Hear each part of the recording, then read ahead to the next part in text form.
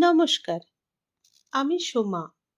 গপ্পে কাব্যে সোমা চ্যানেলে আপনাদের সকলকে স্বাগত জানাই। আজ রইল আমার লেখা একটা ছোট কবিতা, একলা মন। একলা মন কাঁদে যখন, রয় না পাশে কেউ, মনের ভিতর হাহাকার, যেন আছড়ে পড়া ঢেউ।